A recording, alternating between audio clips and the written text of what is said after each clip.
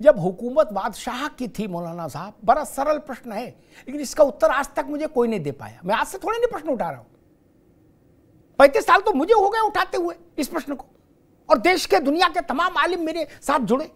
जब बादशाह के पास अथाह जमीन थी तो आपने काशी में सटा के मस्जिद क्यों बनाई? मथुरा में जन्म स्थान पर ईदगाह क्यों बनाया? आपके पास तो पूरा ब्रज खाली पड़ा था। सलीम चिश्ती की जहां दरगाह बनाई है वो इलाका पूरा खाली पड़ा था, वहां ईदगाह बनाते, दुनिया की सबसे बड़ी ईदगाह बनाते। काहे को बनाई भैया? सटा सटा के क्यों बनाई? सटा सटा के। इस बात का उत्तर हमको आज तक किसी ने नहीं दिया।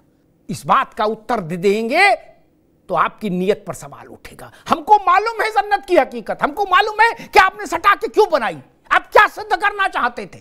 आप भारत के माथे पर लात रखकर खड़े होना चाहते थे, आप भारत की छाती पर लात रख के खड़ा होना चाहते। कोई विद्वान मुझे बता दे कि विश्वेश्वर महादेव के आंगन में आपने वो छोटी सी मस्जिद क्यों बनाई?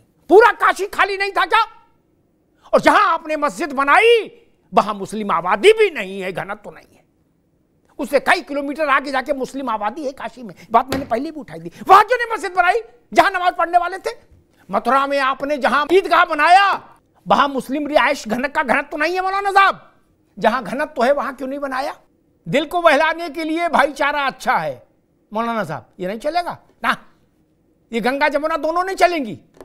मैं उत्तर देता हूं, सटा के क्यों बनाई? आप भारत की आत्मा को घायल करना चाहते, आप भारत की मर्यादा को तार तार करना चाहते, आप भारत के आत्म तत्व को लहूलुहान करना चाहते थे, आप भारत की आध्यात्मिक चेतना के पवित्र दिए को बुझाना चाहते थे। वो हालांकि आपके लिए संभव नहीं था, लेकिन आपकी कोशिश थी। आप रामकृष्ण और शंकर को नहीं जानते थे? जानते थे। भारत में उनकी स्थिति जानते थे, उनके प्रति श्रद्धा अध्यात्म की चेतना को पहचानते थे। काशी, मथुरा और अयोध्या भारत की राजनीतिक राजधानियां नहीं थी, भारत के आर्थिक केंद्र नहीं थे। फिर आप सब लोग वहां आए किस लिए?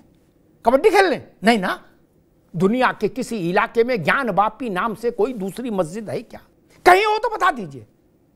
और जिसको आपने फब्बारा का, मैंने मौलाना साहब से एक बार कहा था कि आपने अपने वजू घर में जिसको इस दुनिया का सनातन धर्मी विश्वेश्वर महादेव का श्री विग्रह मानता है, वहां आप कुल्ला करते रहे, वजू अपना मेल धोते रहे।